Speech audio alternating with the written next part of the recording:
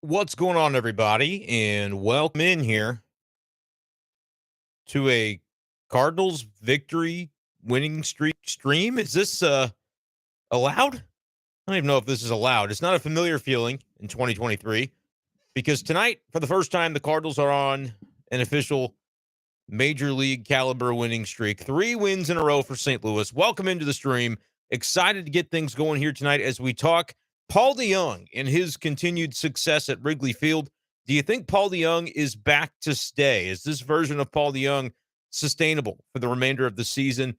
Get your opinions in on that. Let me know what you think of Jack Flaherty and his outing tonight. Kind of a mixed bag once again, as we've seen from Cardinals starters in both games in this series at Wrigley.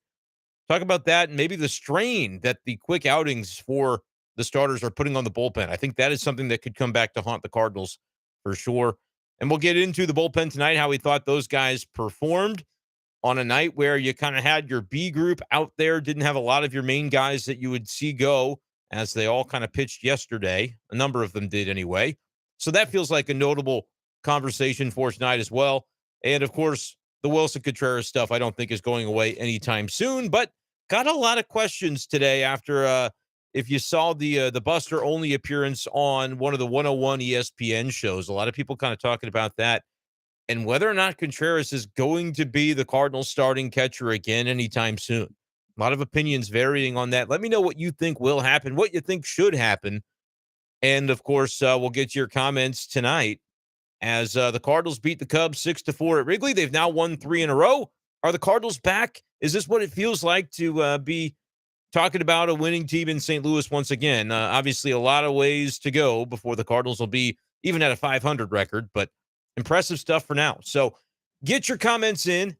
Make sure you retweet the stream on Twitter and you subscribe to the YouTube channel, Brenden Schaeffer. If you haven't seen me before, we do this often. We're trying to do these daily streams almost, and a lot of content as well coming to the YouTube channel throughout the Cardinals season besides the live stream. So make sure you're subscribed over there and give the stream a like if you could. A lot of you guys know the drill. We're already up to 14 likes before I've even asked anybody to do so. And so I appreciate that tremendously. I'm double checking that we've got the Audacity stream rolling, and we do. So this will be up on Spotify on the B Shape Daily podcast feed in the morning in case you miss any or you want to go to bed early or anything like that. We've been going pretty lengthy on some of these streams, like an hour and a half, pushing 2 hours for some of them. I've noticed maybe you guys are a little more riled up after a loss than a win, but maybe a winning streak will get the juices flowing a little bit for Cardinals fans. So get those likes up to 20 likes. We're about to get this show on the road. I'm going to take a sip of water and we'll get right into it. Appreciate you guys, as always, for being here. Once again, subscribe to the channel if you have never done so before. And if you're not new here, thanks for coming back. Let's get this thing going in 3, 2, 1. What's going on, everyone, and welcome into this edition of Be Safe Daily Live. As tonight, for the first time in 2023, we are talking about a St. Louis Cardinals winning streak. That's right, 3 wins in a row. It hadn't happened in 2023 until this night, as the Cardinals defeat the Chicago Cubs 6-4 up at Wrigley Field. They claim a series for the first time in a while. Someone can get that for me. I don't even remember the last time the Cardinals won a series off the top of my head. You had the grueling road trip. You had several instances where they just had to win the last game of a series to avoid a sweep. And of course, they played those 2 LA teams and weren't able to avoid a sweep in either of those series. So big for the Cardinals, especially against a division rival, and the return of Wilson Contreras, everything going on with him as it pertains to the Cardinals and rejoining the action there at Wrigley Field for the first time as an opposing player. A lot of emotions probably for Contreras, and good to see his Cardinals able to get the first 2 of this series. They're now 13-24 on the season, making their way back toward 500.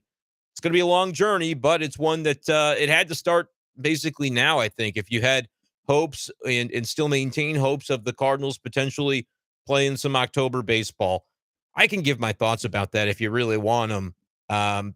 You may be surprised to hear that I'm still pretty optimistic with regard to what the Cardinals might be able to do. And teams like the Brewers and Pirates, by the way, in recent days have only helped that opinion to be formed.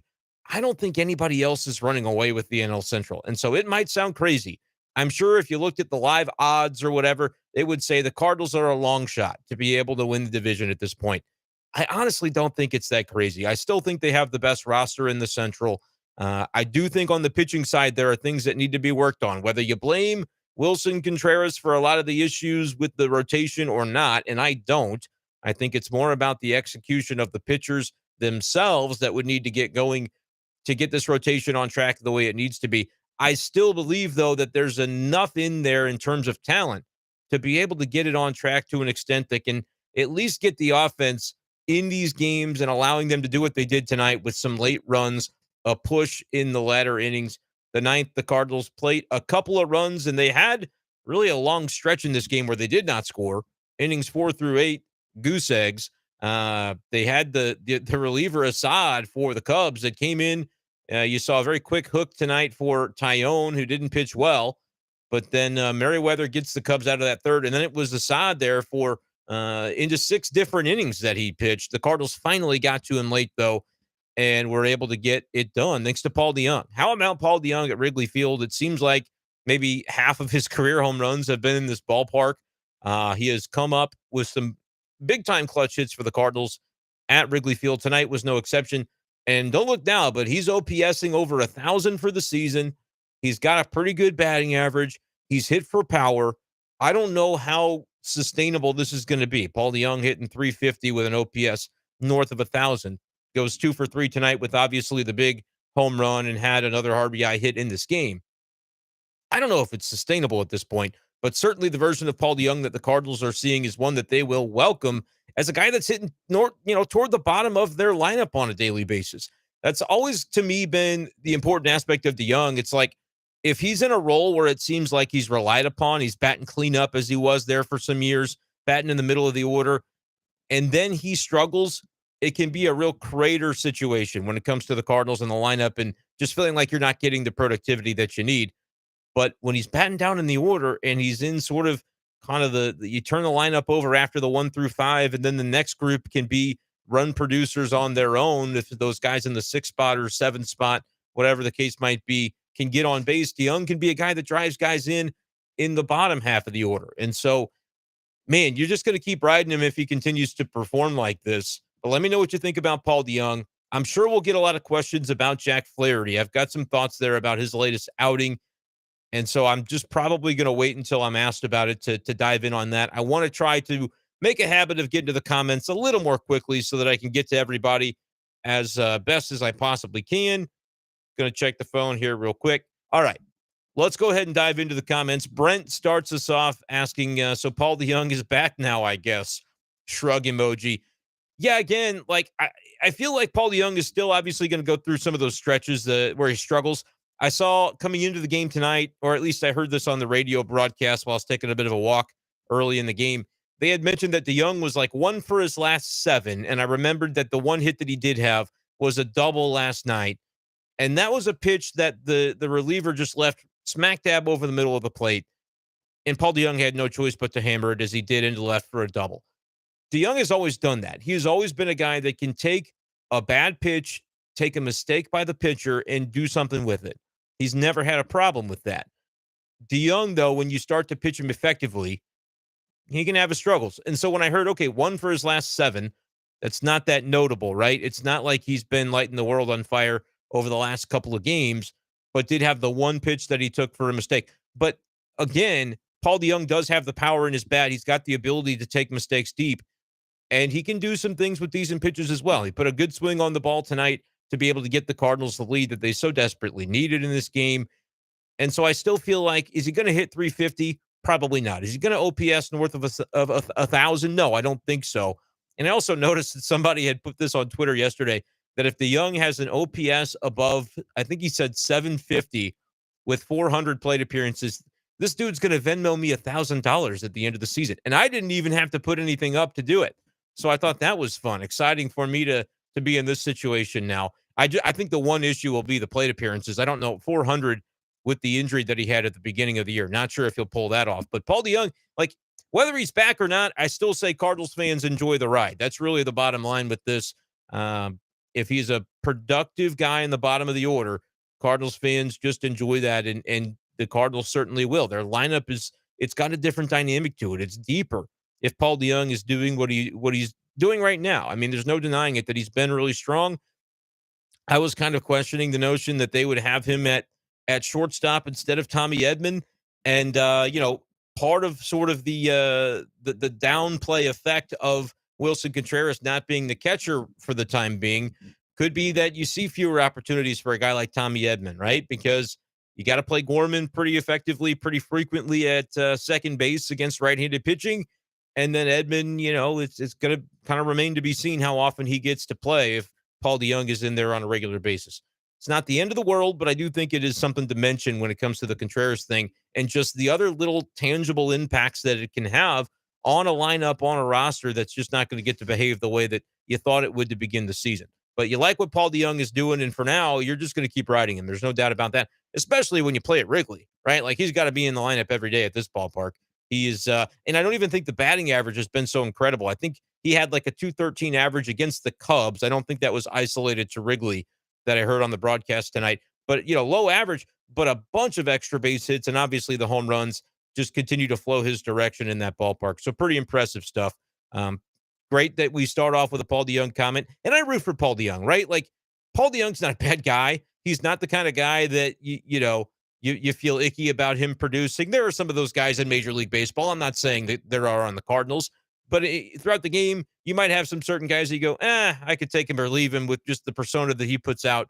But Paul DeJong is not that way. Paul DeJong is a humble guy, the kind of guy you really do want to root for, I think. And Cardinals fans are hopefully able to get back into the flow of things, cheering on Paul DeJong, despite admittedly some of the struggles that he's had in recent years. 22 likes on the stream. Let's see if we can get it up to 25, maybe 30. Wouldn't that be fun? All right, Allison says, retweeted 3 in a row. Love to see it. Rhino says, Schaefer, just a quick in and out. Looks like Jack's problems aren't Wilson related. LOL. Thanks for the stream. Rhino's going to catch up in the morning, and you'll be able to do that on YouTube. Or like I said, if you just want to go audio only, it'll be great quality over on Spotify because I've got the Audacity stream running, and that's native to my laptop. It's not even over the internet. So no glitching to worry about on that front if you go with Spotify tomorrow. So let's talk about Jack Flaherty, though. He got lucky tonight.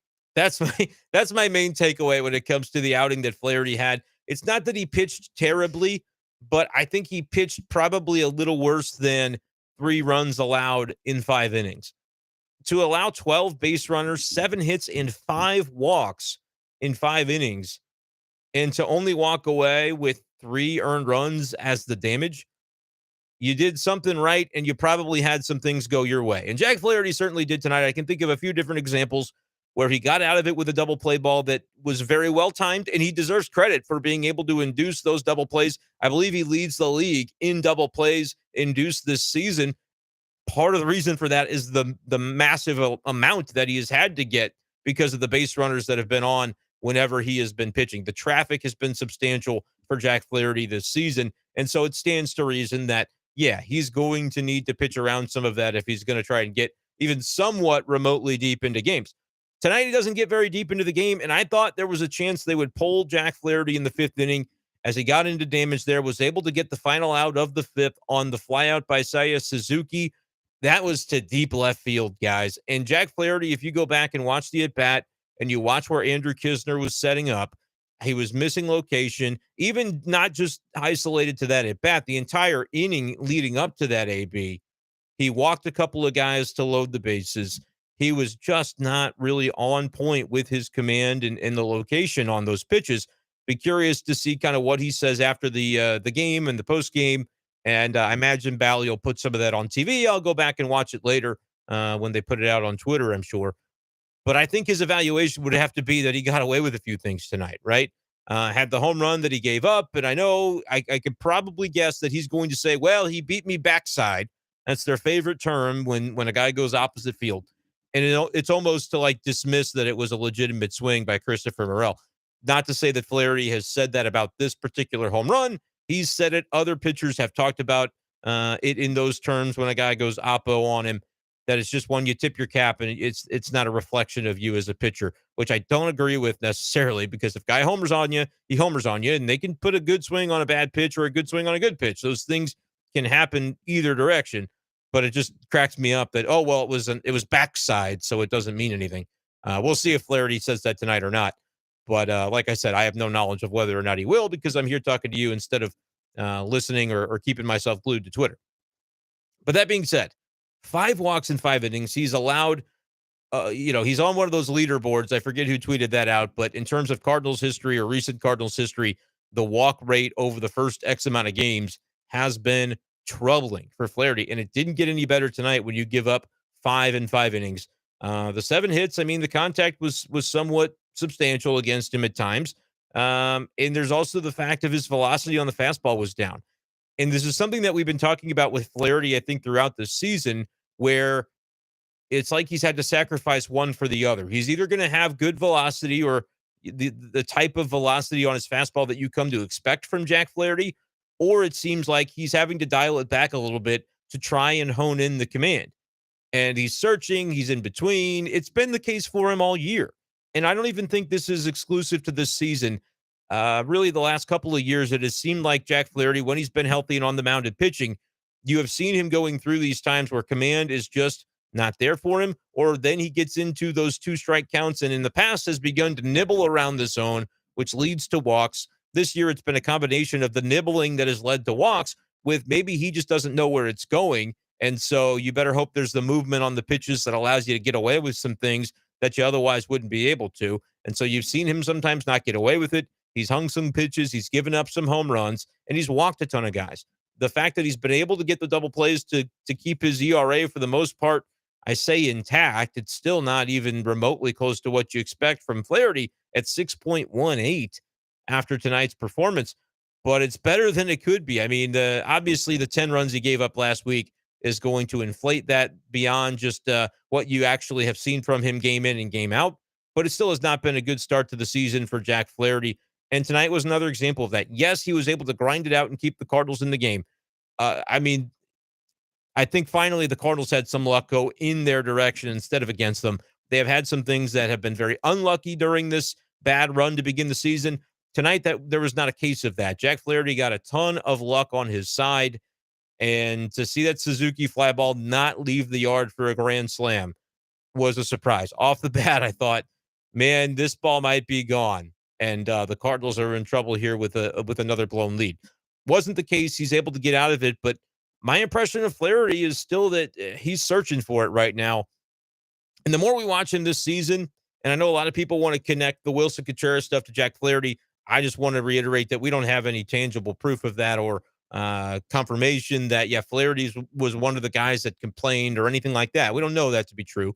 We really don't know a lot about how the Contreras situation came to be. But I do look at Jack Flaherty and the way the last couple of years have gone for him, and now what we're seeing at the beginning of his 2023.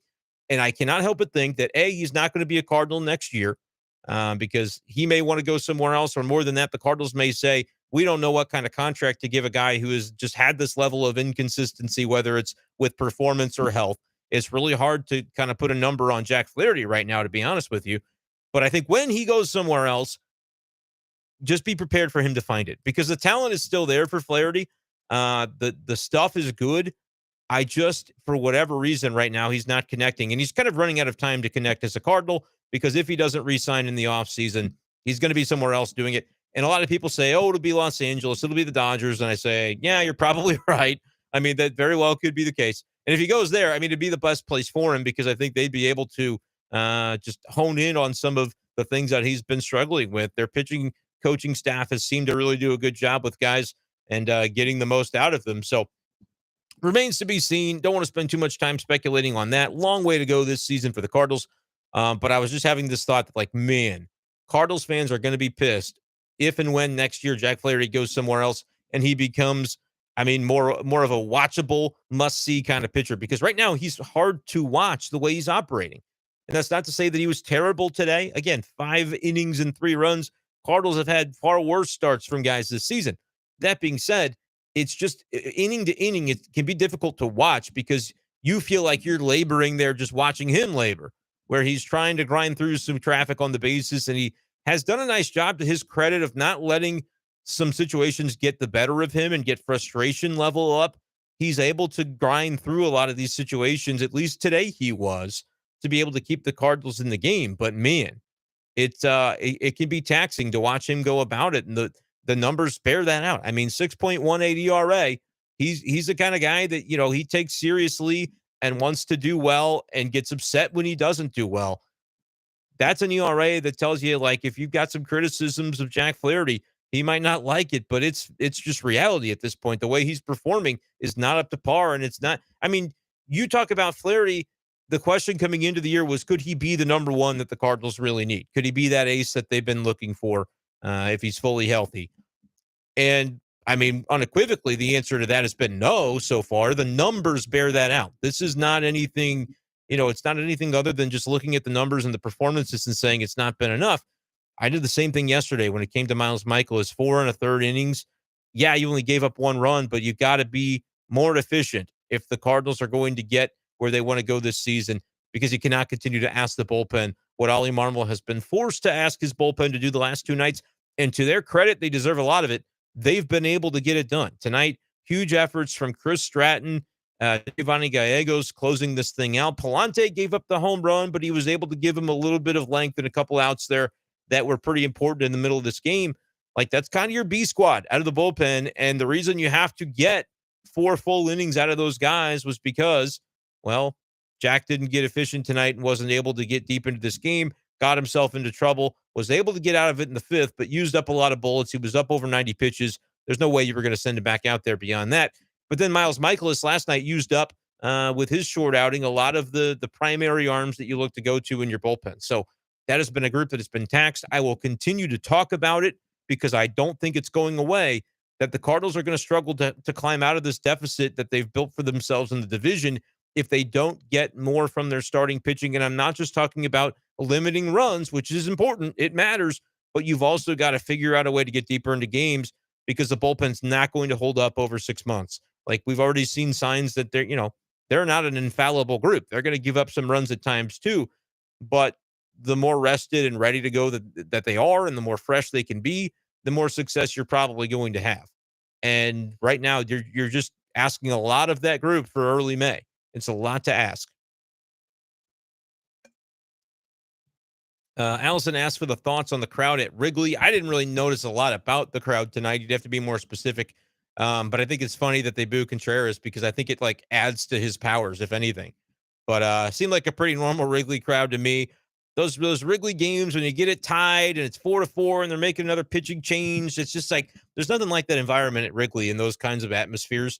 So I enjoyed, I just kind of enjoyed the ambiance of that. Obviously, not being at the ballpark, would like to get out there this season, but we'll see if I'm able to. Childish Scambino says, great win, great series win. Yet the Cardinals, with the win tonight, do clinch the series. Glad to have seen a lot less Howard Stern, Baba Booey stuff in these last few games. Yeah, man, it seemed like there for a while, it would just be, if it's not one thing, it's another for the Cardinals when it comes to late innings and having leads and giving them up.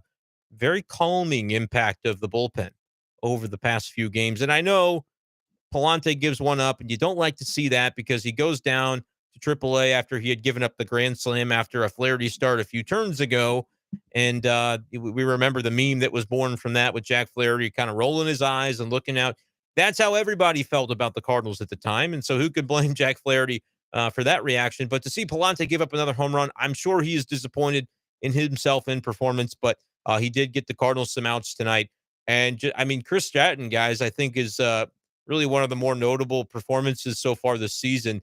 Cardinals have not really used him in leverage. They've avoided it if at all possible. Tonight, it was unavoidable. And so they had to go to Stratton in a pretty key spot in this game. He gets that big strikeout to end an inning. He throws another inning, an inning in the third, gave up a walk and a hit, but 2 strikeouts. Maybe that spin rate is really starting to come too.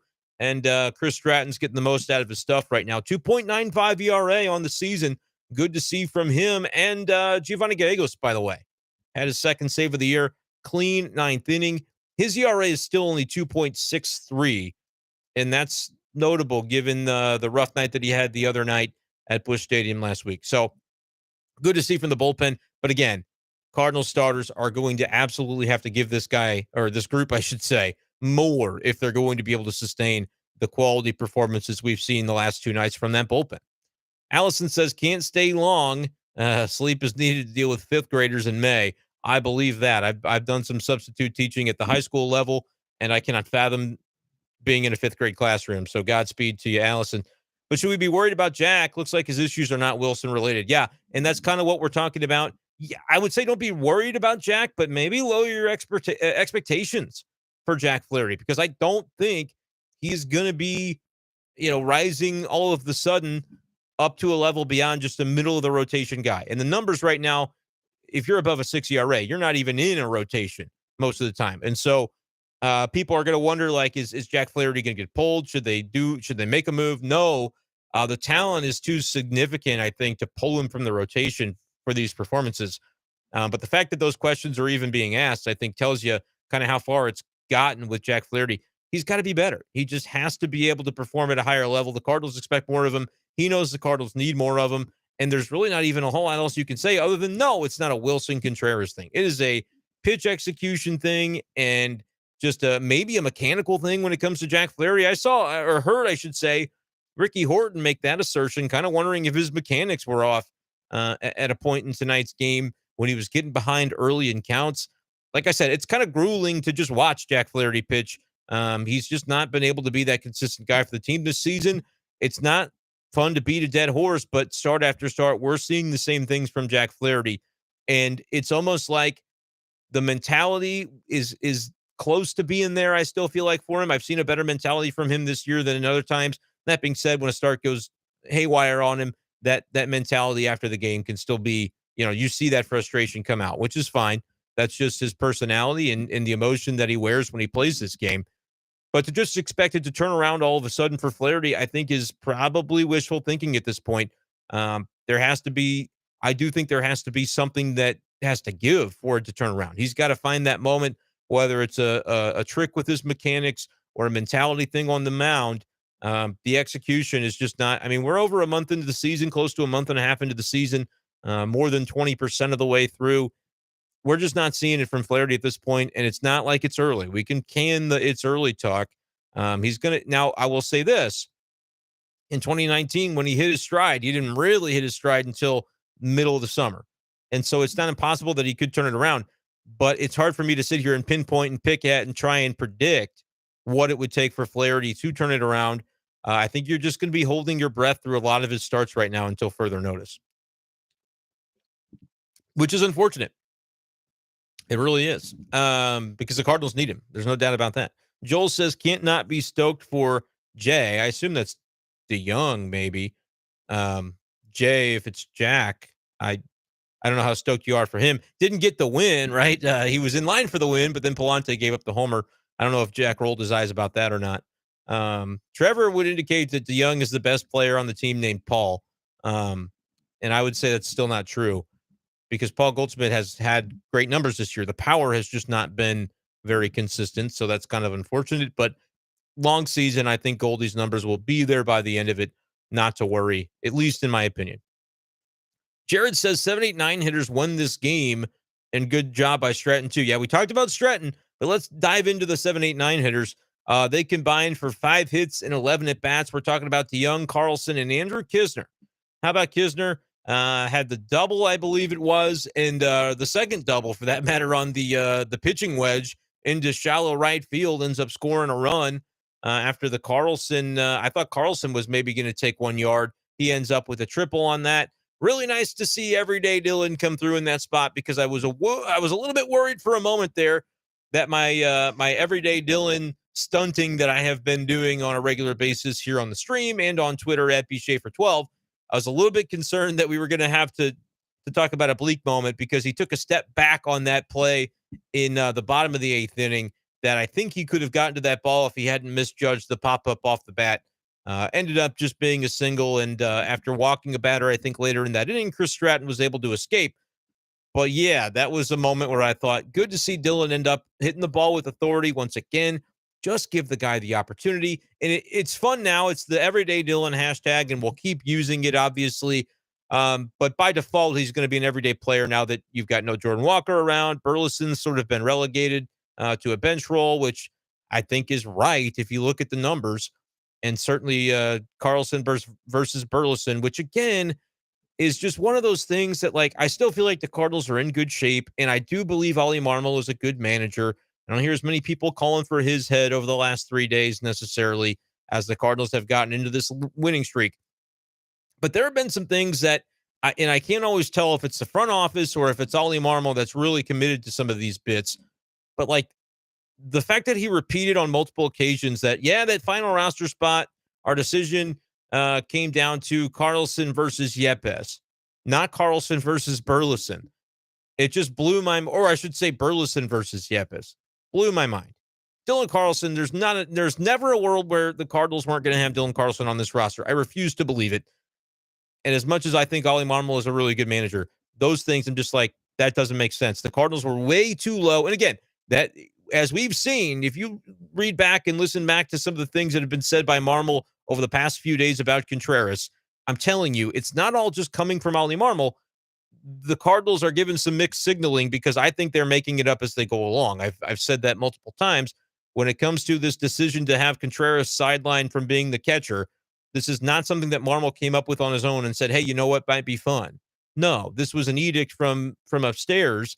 And I think there may have been some other instances of that. It's hard to always parse through if it's just an Ollie decision. And really, there is no such thing as just an Ollie decision. And I don't mean to say that, yes, the front office is making out the lineup card, although in this case, they may be keeping Contreras out of the lineup card at catcher. But it also may be something that Ollie supports and is on board with the plan that they have going forward with this situation. But there have been a few situations, and one of them was just the general disdain that I would say the Cardinals held for Dylan Carlson to begin this season. And maybe disdain is not the right word or the fair word, and that's putting too much of a critical eye on the whole thing. Because really, the Cardinals, anytime I've asked Ollie Marmol, they've said, no, Dylan's gone about this the right way, and we really have hopes for him, and we believe in him, and he said all the right things. But it's just like, some of it just has not really made sense to me with the way they have sort of dismissed him. And another example of that, it's not an Ollie Marmol example, but it's a front office example, is the way that Andrew Knizner was dismissed. And I get it, because if you look on Cardinals Twitter, everybody hates Andrew Knizner. Not me, but I know that a lot of people have been soured on the guy primarily because of what he does at the plate, right? And this is very easy to diagnose. I'll be Twitter's therapist on this. Last year, what did the Cardinals get out of their catcher position offensively? Nothing. Squat. Yachty was hurt for half the year, didn't produce offensively. Knizner didn't produce offensively. It was a black hole in the lineup. And when you've got Andrew Knizner having the spring that he had this year, and then he comes into the season and is not performing offensively, it stands to reason that everybody's going to, when the pitchforks were out at their mightiest and they were being held at their highest, Andrew Knizner was going to take some of that shrapnel. But man, the idea, and there were people that I respect proposing it less than a week ago, saying, hey, when you make all these roster moves that the Cardinals clearly need right now, Andrew Knizner, man, he's one of them. DFA or option him, bring up Trace Barrera. Let's have a change there. And I was like, I'm telling you, it's wrong. It's not. You can't do it because they rely on Andrew Knizner as a catcher. I didn't even know all this Contreras stuff was about to happen, but I did know that I had seen enough to know that the pitchers on this team respect and trust Andrew Knizner. And clearly right now they do not trust Contreras. And so when you combine those two things together, wow, good thing they still have Andrew Knizner around. But now he's starting to come through with a little bit of swagger and confidence at the plate. 2 for 4 tonight with the 2 doubles. Yes, one of them was a pitching wedge into right, but the other one was a well-struck ball pulled to left field. And Andrew Knizner now with the batting average up over 200. It's not saying a lot. OPS 620. But, I mean, we got a lot of Cardinals in this lineup that we're looking at with an OPS in the 600s. So you take what Andrew Knizner is giving you offensively right now from your 9-hole. Again, he's your 9-hole batter. And a lot of people would say the problem with Contreras not being the catcher is that Knizner now by default has to be in the lineup on a daily basis. And no, they shouldn't give Trace Barrera a start almost ever. He's there, honestly, like we already know, the Cardinals are far gone beyond the notion that we're going to see a efficient use of this roster. It's not. It's not efficient. The bench, they're not using it efficiently. They had Taylor Motter on it for 8 days and didn't play him. So we're well past whether they're going to use the roster efficiently. But I look at Barrera's presence, and honestly, it's just in case they need to make a drastic decision late in the game to pinch hit or pitch run for Andrew Knizner that they could bring in Barrera if they had to. It's asinine, by the way, because you have a catcher on your roster. It's Contreras. The fact that they're putting the kid gloves on him and saying he can't even potentially come in for those situations in a desperate need is crazy. But I also understand it because you don't want to lose the DH for the rest of the game, which is what would happen and what did happen before they brought Barrera up. That was kind of when this whole thing came to a head, I think, prior to Saturday, is when they pinch hit for Knizner late in the game. And, you lose the DH if the Cardinals end up doing some damage and you go into extra innings. Obviously, it didn't end up coming to pass that the spot came up again. But I think that sort of thing triggered the Cardinals realizing, like, if we're not going to trust Contreras because they hadn't started him in multiple days in a row, if we're not going to trust him, something's got to give here. And I think that's when it all came to a head. But I just want to give some love to Andrew Knizner because people have been down on him, and I understand why. The offensive production has been pretty putrid from him prior to the recent days that he's had. And I'm going back to the last year, including that. However, does this whole Contreras thing not shed a light on how the team, at least, I don't know if the fan base agrees, but how the team views the catcher position? And I think it's an admission by the team that they messed up. They prioritized the wrong things when it came to catcher. Now, they won't maybe admit that they did that, but by signing Wilson Contreras and arguably jumping into the Wilson Contreras contract, once you thought, oh, wow, the Oakland A's are asking a lot for Sean Murphy, guess that's not going to work. The Cardinals decided it wasn't even an option, and we've talked about this before, but I think it bears repeating. The Cardinals decided it was not even an option to let it play out with Oakland to see if maybe they'll lower their asking price and the Cardinals can get it to a point where they're comfortable with a deal. They had spit back some players, like choose two of these players, and somehow Nolan Gorman was on that list. So that was a faux pas by Mo. I had given him a lot of credit before of, hey, we thought Nolan Gorman could be somebody traded for a catcher, but the Cardinals, weren't willing to do it. No, it's maybe the A's weren't willing to take him, and instead they end up settling for Esteury Ruiz, who's going to steal 90 bases. Like, I get it. He's a unicorn in the game. If he can get on base at even a 300 clip, he's going to be a unique player for them. And then the couple of pitching prospect that the A's ended up with in that trade of Sean Murphy to the Braves. But all that being said, I look at the situation and go, the Cardinals were so unwilling to let that play out and risk losing out on Sean Murphy and Contreras in the same offseason because of their disdain for the idea that Knizner would play a lot. Like, you go back to December or even November when it was the GM meetings and the Cardinals were telling reporters out there, we need a starting catcher. It's the biggest need. It's the one thing. We got to have it. And if I would have been at those GM meetings or at those winter meetings, which I wasn't this year with the new baby in the house, I would have said, what about Andrew Knizner? And I'm sure reporters there asked it, but maybe it didn't get written or I didn't happen to read it. I'm sure it's out there somewhere. But my thought throughout that whole process was the Cardinals could get by with Andrew Knizner playing 30, 35, 40% of the games behind the plate and adding a catcher via free agency or trading for a guy who's not a star. They could split it up that way, and I think the Cardinals would be okay. The Cardinals did not see it that way, which is what makes this situation so fascinating now that a month and a week, 5 weeks into the season, they're banning Contreras from behind the plate, at least temporarily, in favor of the guy that they didn't even give the time of day, didn't even think about the notion that, oh, he's going to start games? Oh, hell no. I mean, that's the way they acted. So they were prioritizing and bought into the idea that last year the offense, the lack of it from the catcher position was a huge problem, and I agree that it was. But they bought into that, and they almost got tunnel vision on it instead of realizing that, oh, we also need to recognize that this is going to be a huge shift for our pitching staff to lose the presence of Yadier Molina, a pitch-to-contact pitching staff in an offseason where, by the way, they're banning the shift. They are banning the infield shift, and you've got to have two infielders on each side of second base. That is going to make a massive impact for the Cardinals, and it's why they talked about, can we get more swing and miss out of our staff in spring training? They tried. The answer was no. I think they're kind of the same rotation that they were. They don't have those guys. They are built around pitch to contact and being able to rely upon that great defense that they do still possess. However, behind the plate, it was going to be a change, and you knew that there would be an adjustment period, and the Cardinals completely took it for granted, is what this past 5 days of news and action and decision-making has told me. But they prioritized the offense, too, that they were going to get from the catcher position, And that's why they, I think, got their eyes set on Wilson Contreras. And I still think Wilson can be a very good Cardinal and could be a good Cardinal catcher.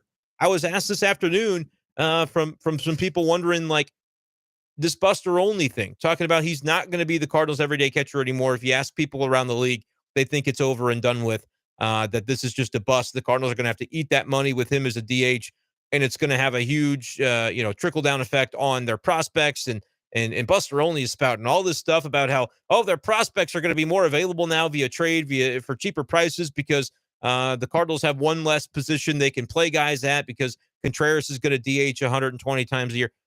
It's insane. It's not reality, in my opinion. I disagree with, and again, Buster Olney is only reporting what he's being told by rival execs, rival baseball executives. That should be the dog whistle right there to let you know, what do those guys have the benefit or the reason to say to Buster Olney. He's like, oh yeah, Cardinals are going to have to deal with some of those prospects, and they got to give them to me, and they better do it for cheap. Like, come on, give me a break. Don't read into that. Have media literacy enough as a fan to go, I spot BS. That's not a thing.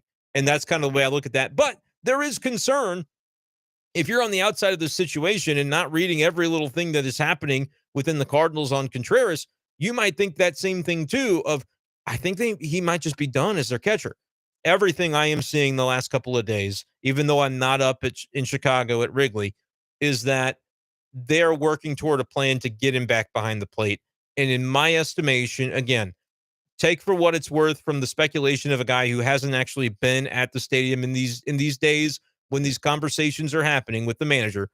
Hasn't happened with Mo. He hasn't talked to anybody other than the Athletic. So it's not like I'm missing anything there.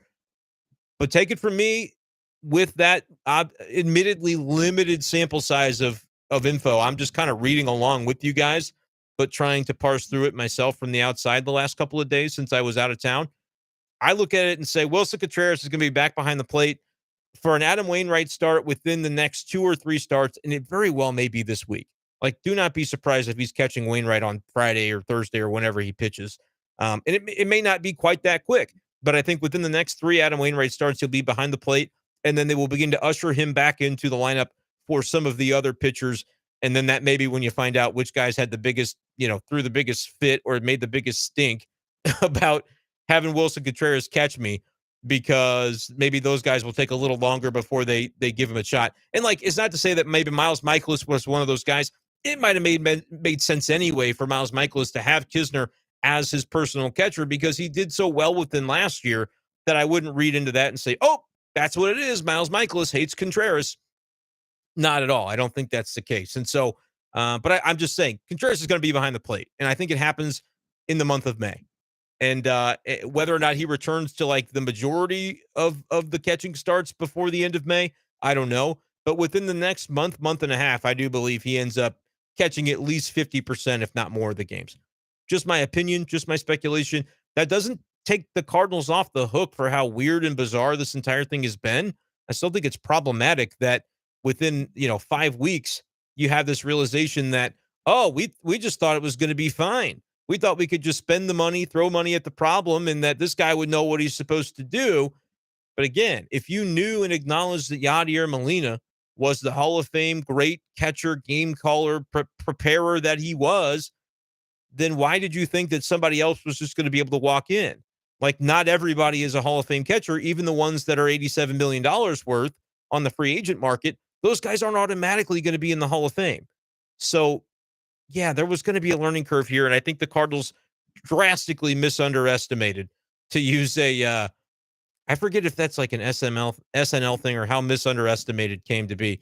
But they misunderestimated the whole deal on what it would mean to have a new catcher in the clubhouse and have no Yadier Molina. And that's the situation that you're living in now if you're the Cardinals. Corey says all we needed to change the season was to play the Cubs.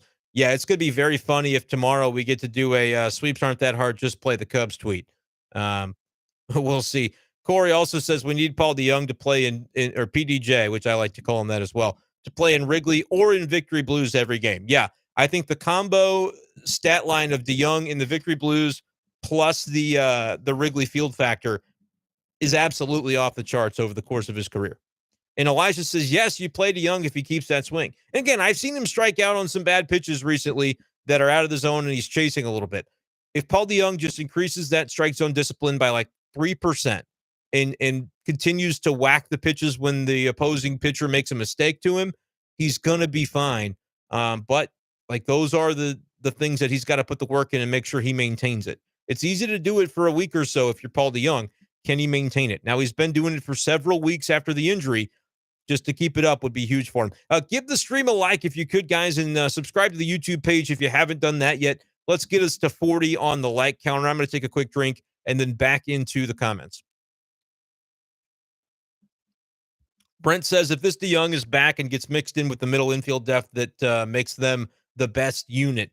Yeah, and Brendan Donovan now playing left field, I think, is completely fine for the time being as well, because you want to keep his bat in the lineup. Cardinals, by the way, when they were able to chase Tyone from the game in the third inning, really impressed with the at-bats, or rather the plate appearances that they were taking in that spot. Several walks to score some runs, just grinding away, fouling off some pitches in full counts, and then able to get through it the way that they did. I thought that was a really impressive factor all the way around by those guys. Ryan says to fire Mozeliak now. Nah, I don't think so. But I understand your frustration. I mean, there's still 11 games under 500, I think it is. So there's a little bit of ways to go, no doubt. Hunter, Brendan, if you were hypothetically Ollie Marmol, what is the starting lineup you're rolling out at the moment? This is good. It would change depending on lefty or righty. But generally, I'm going to assume right-handed because that's what you're going to get most of the time from the opposing teams. Nootbaar's my leadoff guy. He's been great. And I was just thinking tonight, right before I was on a walk, listening on the radio at that point, right before he hits his home run, I was thinking, man, I saw Nootbaar's got a higher on-base percentage this season so far than he does a slugging percentage. And I want to make sure I got that right. Yeah, he's OPSing 855, but his OBP is 430. So that would make his slug, even after the game, 425.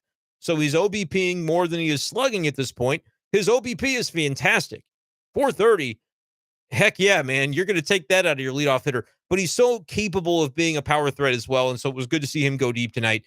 Lars Nootbaar has, after the injury that he suffered on opening day, has become, and is to this point, turned into absolutely everything that you could have hoped he would be in the offseason when the Cardinals refused to trade him. And I said, no, there's absolutely no way you trade him.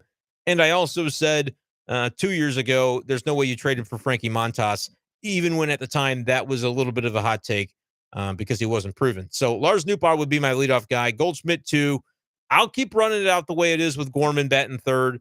I'd move Arenado down personally. I'd probably flip-flop Contreras and Arenado just to kind of make things happen. But they're clearly not going to do that. They're just not. And Arenado did have a hit tonight, 1 for 4 with a run scored. So go ahead and give me our Nootbaar, Goldschmidt, Gorman, Arenado, Contreras. I think is fine. Is there a case to be made that you could move Gorman back down? Yes. But I also like that now the look that you give them, the opposing pitching staff and the opposing manager, is left, right, 1 through 4. Contreras batting fifth is where he likes to be, and so that's a fine spot, I suppose, to go righty. And then to have Donovan batting sixth, DeYoung seventh, like that works for me. That makes sense. Honestly, tonight, Hunter, is about as close to what lineup I would put out there for the most part. If at least in the moment that we're seeing with this Contreras not catching stuff. What I would do is catch Contreras, so that puts him back at catcher. Knizner should still play 33% of the time. There's no reason to burn out Contreras, and Knizner is starting to pick it up a bit, so that's good to see. I would have then Tommy Edman would be in my lineup at second base, or he'd be in there at shortstop, to be totally clear. They're not going to do it that way. They said they would at the beginning of the year, that DeYoung was going to be utility. Something happened along the way where they scrapped that idea. I get it, though. Tommy Edman is a Gold Glover at second base, so it's fine. You don't need to rock the boat at this point on that. Tommy Edman would be my shortstop, but plug in Tommy at second base and bat him ninth against right-handed pitching, and that would be the difference I would have. Honestly, the only one that I would have compared to what Ollie Marmol put out there tonight.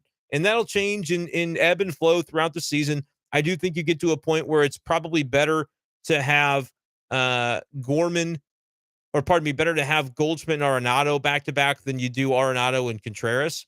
But for right now, I like the way that Gorman is able to mix it up. And obviously, he continues his all-star potential caliber campaign with a home run tonight there in the first inning. I almost forgot about it. It happened so long ago in the context of the game.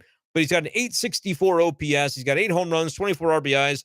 My bold prediction to begin the year was Gorman would be an all-star. Now we're just waiting to see him against the lefty at some point. But I get it. The Cardinals have got guys like Burleson who can, or not Burleson, but guys like DeYoung and others that are going to be demanding time against lefties. And when Jordan Walker comes back, he's going to be in there against lefties too. So that's the way I look at it for right now. Thank you guys for getting the likes up. Now we might even be able to get to 50 likes, which I really appreciate. And I'm trying to do a little bit of multitasking if I can here and retweet myself on Twitter a little bit. I might take a moment here to put this out. Charlie Marlowe tweeted out, if you missed the Flaherty postgame, this was the gist of it. I might want to listen to that real quick. It's a 3-second clip. Oh, Charlie, you burned me. You burned me. I didn't know what it was going to say. I didn't know what he was going to say, and it was that's what it was. So thank you, Charlie, for I trusted you. I trusted you. I thought I was going to get some insight, and you burned me, but that's okay. Nevertheless, we'll continue on. But that's my lineup, Hunter. If I had to put one out for now. But yeah, I would have Contreras catching in before long. So too will the Cardinals. Only 8 games out of first, says Elijah, and that's the thing. Like again, I'm not telling you what to do with your money in terms of like a sports betting or anything. That's not my place. But I do think the Cardinals are going to win, and they're probably a value at this point if you look at like where the sports books probably would say, because look, they're way out of it. But 8 games is not as bad as it could have been. 8 games is not as bad as it could have been. The Cardinals have been fortunate that the Pirates have hit a lull and the Brewers have hit a bit of a lull in the same time frame that the Cardinals were going through it as well. So to be able to turn things around, and maybe that turnaround is happening already, I would say the Cardinals, they shouldn't be favored to win the division. I think that should probably still be the Brewers, but I don't think it's as like far-fetched that the Cardinals would be that number 2 team. And I don't think the difference between the Cardinals and the Brewers right now should be significant. And yes, I'm dismissing the Pirates. Sorry, guys, you're a fun story, but I think you're just a footnote in this entire thing. So that's kind of where I am. Trevor says if the version of Paul is back and Wilson has to DH, the outfield starters every day got to be hashtag everyday Dylan, Newt, and BFD, question mark, question mark. Yeah, I would say Donovan in left is fine at this point. He plays a decent left field, better than decent, made another great diving catch tonight. Just an absolute athlete out there. And what the Cardinals really need from him is just to be able to get it going at the plate again. He goes over 3 tonight, but he did reach base with a walk, and that drove in a run. That was probably the toughest plate appearance anybody took all night. Just maybe an inch or two off the plate for the ball 4 that he took to drive in a run there. His numbers are not what you want him to be. Only a 697 OPS. I think he ends up being more of a 740 to 750 OPS kind of guy because he's going to get more legs out of that on-base percentage than he has as of now. 322 is the on-base. He hasn't hit for much power since that first week of the season. I think he's going to maybe get some of that back. Could he be a 10 home run guy still? I think that's definitely possible. Donovan just has to get it going at the plate, and he will more than justify playing in left field. And what could be difficult about that conversation? When Tyler O'Neill comes back, do you put him back into the lineup regularly if you're getting this type of production, at least in the field, and then if he can turn it around offensively from Brendan Donovan? I think that's a fascinating question and one that I don't know if the Cardinals are prepared to answer, which is almost why maybe he's on the injured list. Not to say that it wasn't a real injury for Tyler O'Neill, but isn't the timing kind of fine to have him take a couple of weeks to make sure he's fully healthy and healed up? He's got a 620 OPS on the season. I don't mean to alarm anybody, but do you know Andrew Kisner's OPS on the season? I think I just mentioned it, but if not, I'll go double check it. Yeah, it's 620.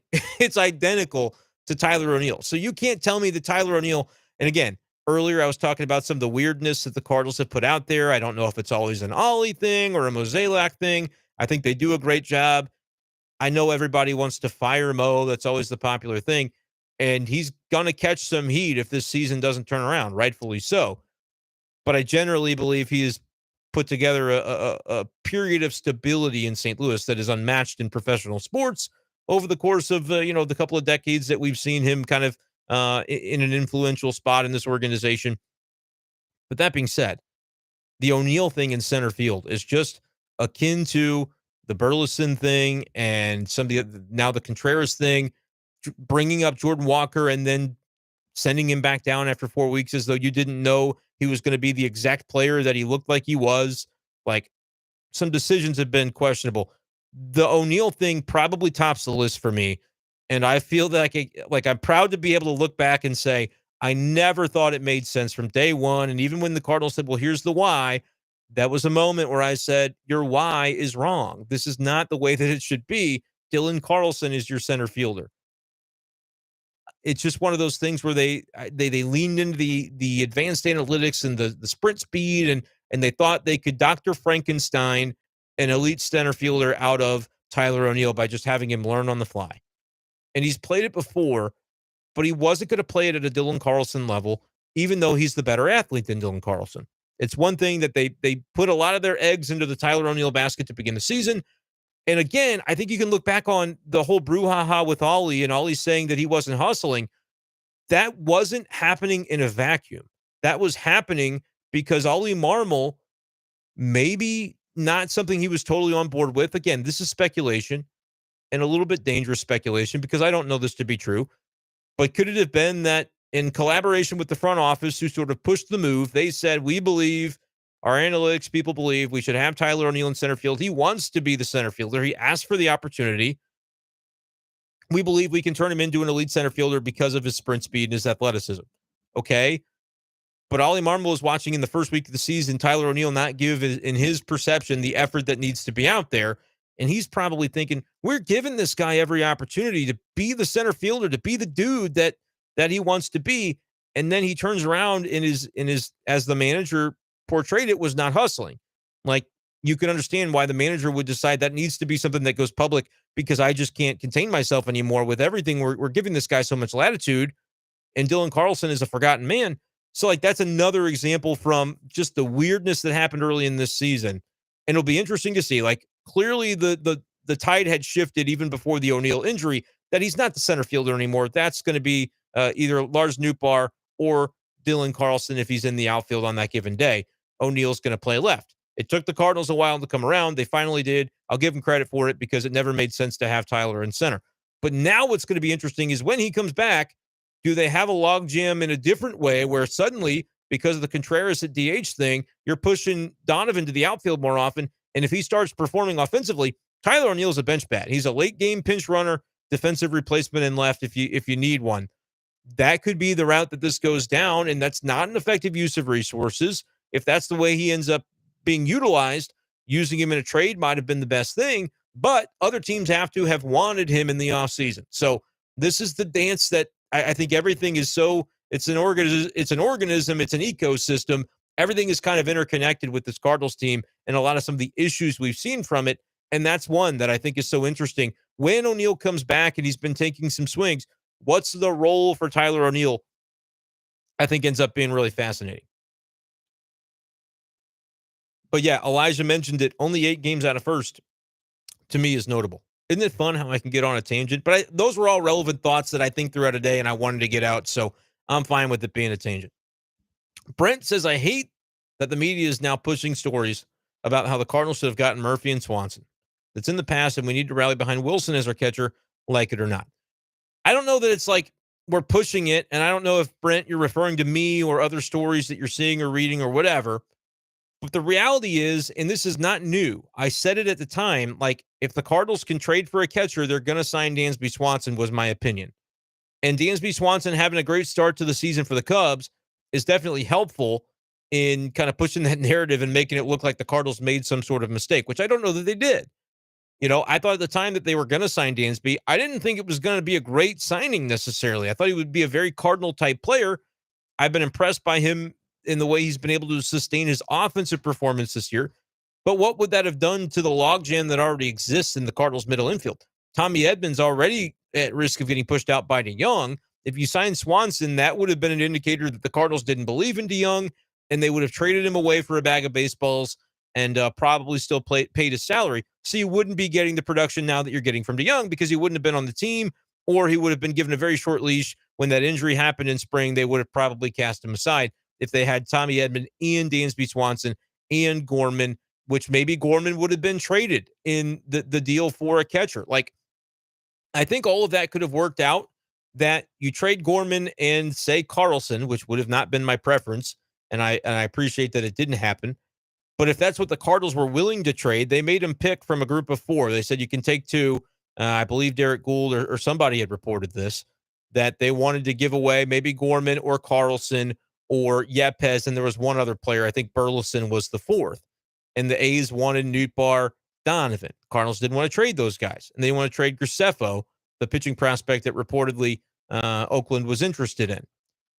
But if it would have gone down that way, let's say it ends up being like worst case scenario from that group of 4, from a value perspective to me, is Gorman and Carlson being the 2 that go. All right, now you've got Sean Murphy, and that would have fixed a lot in terms of, he's a producer offensively at catcher, and I think a better defender than Contreras, which is not to bag on Contreras. But the fact of the matter is he is a Gold Glover, Sean Murphy, and he's off to a great start in Atlanta. So that would have been a great move to get the guy. What it cost to give up, that's a different discussion, and maybe would not have been worth it. But I think it would have freed the Cardinals up to then potentially sign Dansby Swanson, play Edman at second, and that would have been a pretty lethal middle infield as well. But then you still have the conversation about, well, Donovan's blocked out. The Cardinals believe in him. They didn't want to trade him anyway, so you don't want to block him in terms of his ability to contribute at one of his primary positions. So I get it, Brent. I don't know that it's pushing stories, though. Like, I think it's very natural when the Cardinals say this guy that we signed for $87 million is not our catcher right now. It's natural to look back and say, well, here's what the Cardinals could have done to potentially avoid this situation. Doesn't mean it's right. Doesn't mean it would have been a better deal or a better combination of moves than what this will end up playing out as. But I do think it's definitely relevant to talk about. And so I think that's why, Brent, you're seeing it come up. One more thing while we're kind of talking about this and rehashing the Contreras stuff, I wanted to put this out there. Jesse Rogers from ESPN put this story out, and here's a quote from it when it comes to why the Cardinals are doing what they're doing with Contreras. Quote, "There's so many different layers and elements to what we're talking about. We're making sure he understands the full process of how we think through a game plan." And then Rogers writes, "Marmol was asked to be more specific than that because the whole thing is freaking vague, as I've been telling you guys." But here was Marmol's response to, can you be more specific? Because that's not really, that's a lot of words without saying much. And he says, quote, "That's the part I unfortunately won't disclose, and that's the part that won't make sense to the rest of the world. It just won't. I'll wear it until then." Again, Marmol knows it's his job to wear it, to be the face of these decisions, even if they're not his decisions, and to justify them to the public, even if he doesn't fully agree with them, or if, and I'm not saying he doesn't, but whether he does or not is irrelevant. He says, I'm going to be the one, I'll wear it until then, because it's not going to make sense to you guys right now. That's the part, this is continuing the quote, "That's the part that will stay in-house, and at the end of the day, it won't make sense to anyone else, but we do feel confident in the end product." So that is so fascinating from Marmol, and it is the buzzer quote, the money quote, with everything I've been saying for the past couple of days about this situation. And again, it's not like it's a smoking gun. It's just the Cardinals admitting that, like, we know exactly what we want to do here, but you don't get to know. It's a secret plan, and you just got to trust us that it's going to work out for the better. If I'm a Cardinals fan hearing that, I'm enraged, but as a media person reading it from a Cardinals perspective, I'm understanding that this is the way they've chosen to go about it. And it's going to be awesome because time's either going to tell that they're right or wrong. If they're wrong, you guys get those pitchforks out, because this is one of the biggest bunglings of anything we've ever seen in St. Louis. Like, everybody should go if they end up turning Wilson Contreras into not the catcher of the present or the future, right? Because that's just, I mean, you signed him for a purpose. You completely dismissed the idea of Andrew Kisner taking on a big enough chunk of that role to where you said, we can't have Kisner do that. And therefore, we have to either get Murphy, Contreras, or like an Alexander Kirk from the Blue Jays, and they weren't trading him. So you absolutely had to, is the way the Cardinals felt. And so if they end up if Buster Olney ends up being right and the days of Contreras as an everyday catcher in St. Louis are over, clean house, my friends. Like, it's a brutal, brutal situation. But the Cardinals believe they've got it figured out.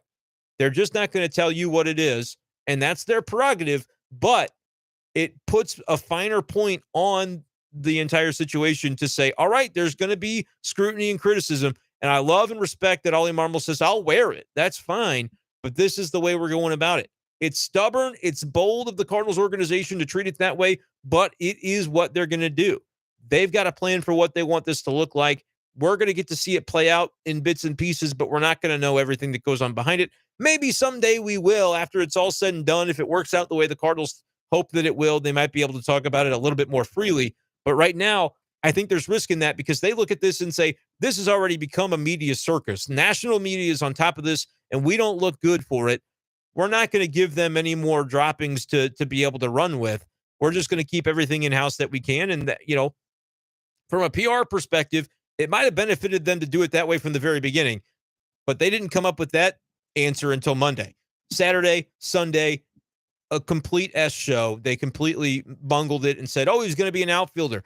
And again, this wasn't Katie Woo or the Post-Dispatch reporting, you know, sources say Contreras is going to be used as an outfielder. This was the Cardinals telling everybody we're going to use him as an outfielder via Ollie Marmol. That was the plan. And then they said, oh, maybe not. And Ben Fred wrote a story today, and there's a quote in there from Ollie that says, not necessarily in terms of will he be the catcher again. Like, they weren't even committing to that as of a couple of days ago. And then Mozeliak goes and cleans it up by only talking to one outlet, which is fine. It's his prerogative. But again, like, he's not faced the music on this whole thing. And it's one of the most bizarre situations of his tenure in St. Louis. And has not, you know, he's pick and chose who can ask him about it, which is fine.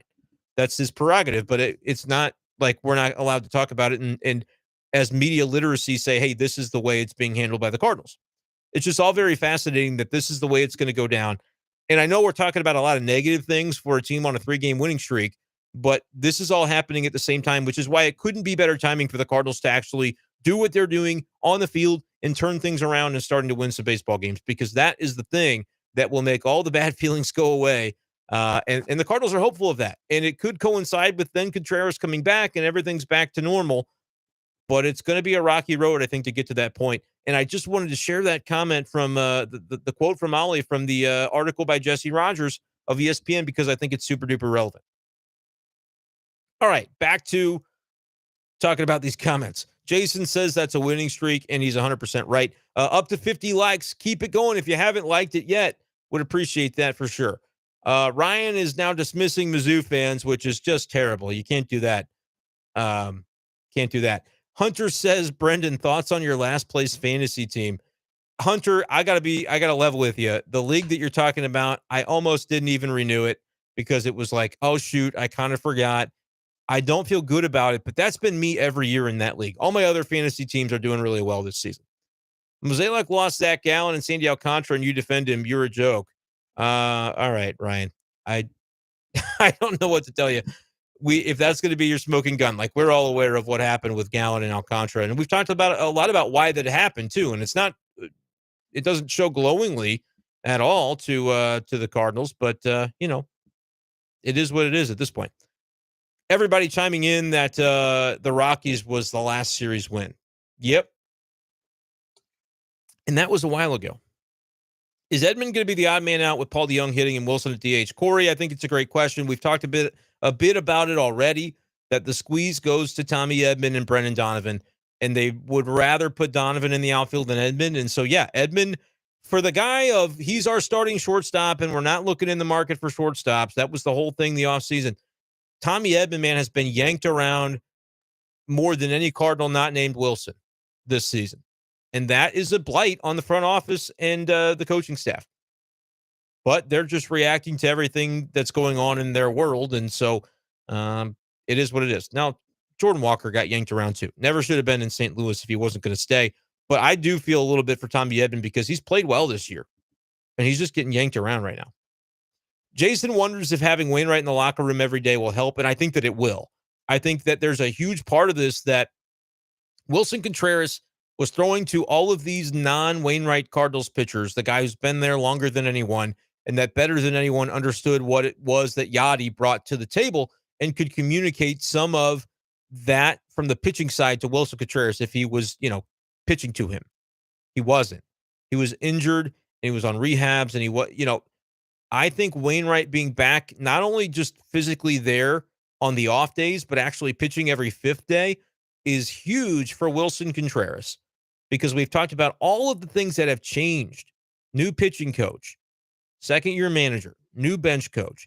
No Yachty might be the biggest one of all for the pitching staff. And then Contreras comes into that. And, oh, by the way, you can't shift your infielders anymore when the Cardinals are the most ground ball, contact-oriented pitching staff in baseball. That's not allowed. That's a lot. And then they thought Wilson Contreras was going to be able to come in there and every 15 seconds be able to communicate the pitch and the location that, needed to be sequenced effectively. Pitch clock is another factor in this.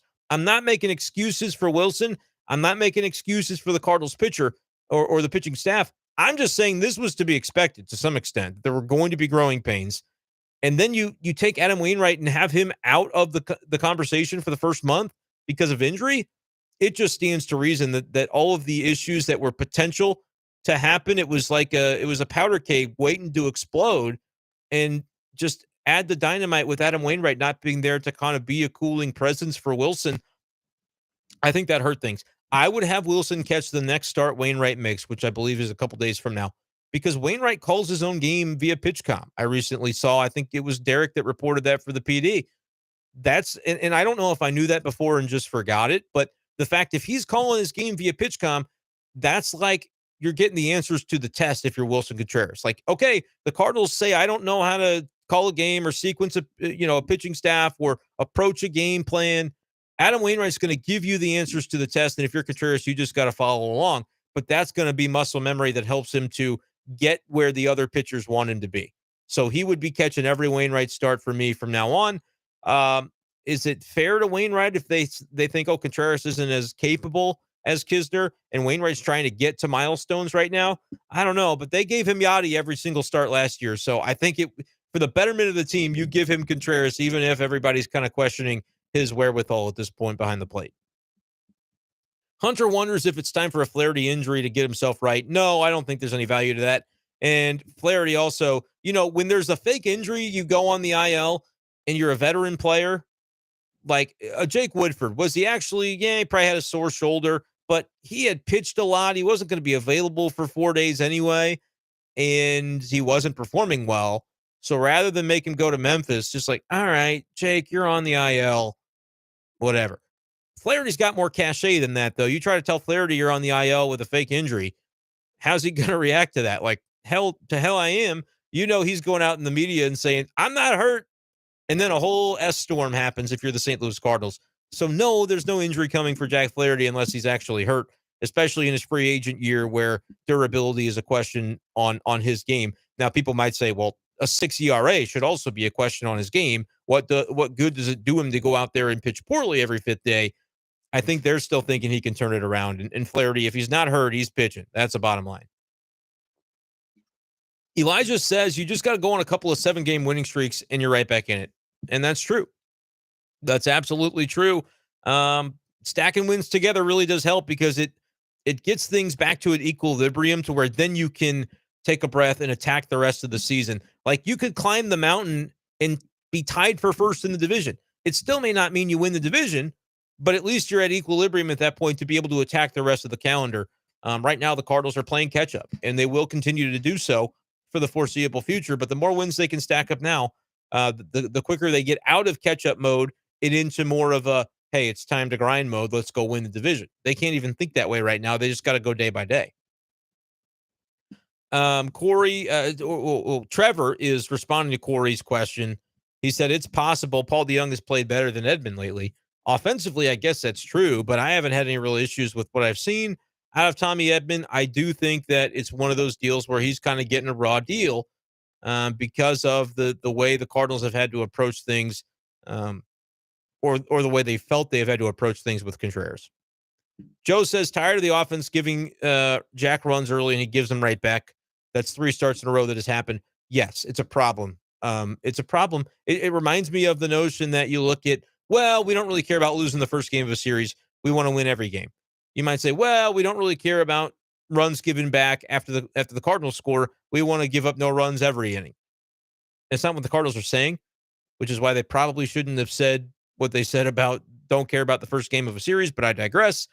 Yes, runs given back matters because it's a human element. It's a human nature kind of thing to have your guard down a little bit and be upset and have the momentum go against you if you give runs back. The Cardinals fortunately didn't do it tonight, but yeah, that's a problem that Jack Flaherty has. It's one of many problems that he's been dealing with. Hunter says that Pauly D gives you a pop at the bottom of the lineup that the Cardinals have been lacking, so you write it out, and he's correct about that. Corey says that the Cardinals have the second best odds in the Central on FanDuel at plus 410, and the Brewers are the favorites at minus 135. And Ryan says it was just 600. Yep, you're going to see those odds change day by day. That's my prediction. I mean, I really do think it's going to be one of those things where the Cardinals can make a bit of a run. People kind of go, oh, yeah, here it comes from the Cardinals. And then suddenly, boom, they're the favorite. And we'll go, whoa, didn't see that coming. David says, hashtag 500 by July. Rome wasn't built in a day. No, it wasn't, David. But if you can win 10 in a row, that would help, right? Then suddenly it was built in 10 days. And now you can sort of take a breath and say, all right, even if the Cardinals are below 500 by a game or two, the season's not over. They've got to win a lot of games to get to season's not over standpoint. If Burley doesn't get sent down when O'Neill returns, I'm going to rage. Leave Yepez here. You're probably going to rage because Burley would be good against righties, O'Neill better against lefties, Yepez better against lefties, although Yepez can hit righties. But we're not seeing a lot of Yepez, and so I think that they will value – it'll be similar roles offensively between O'Neill and Yepez, two right-handed slugger types, and one of them plays good defense, and the other one does not. So that'll be the move that I think would get made. Ryan wants Dylan Cease, but I don't know that he wants to give up what it would take. I get that Mozeliak has not made those types of moves, but I hear you. Ryan said, or Hunter says, don't worry, Ryan. When we win it by half a game, I'll say there's never a doubt. A half a game, I think, is unlikely because that would mean one team played 162 and one team played 161. They wouldn't let that happen. Michael says that Dylan Cease is a dog. I don't think that is true unless you mean like he's a dog, like in a good way. I'm bad with the lingo and the slang these days. Jared is still very worried about Jack. The fastball velo was off. He doesn't seem to be too confident out there right now.